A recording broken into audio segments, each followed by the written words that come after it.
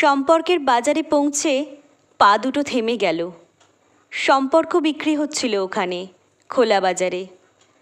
আমি কাঁপতে কাঁপতে জিজ্ঞেস করলাম, কী দামে বেচছো ভাই এই সম্পর্কগুলো? দোকানদার জিজ্ঞেস করলো, কোন সম্পর্কটা বানাতে চান আপনি? ছেলের না বাবার, বোনের না ভাইয়ের? বলুন, আপনি কোনটা চান?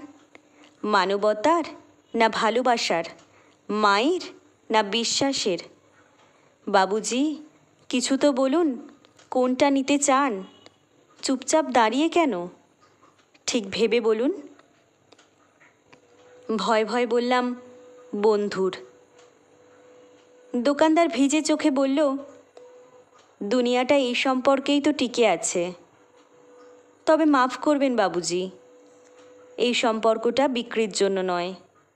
এর কোনো দাম দিতে পারবেন না। আর যেদিন এটাও বিক্রি হয়ে যাবে, সেদিন দুনিয়াটা উজাড় হয়ে যাবে। ভালো থেকো বন্ধুরা, এই সম্পর্ক চিরস্থায়ী হোক।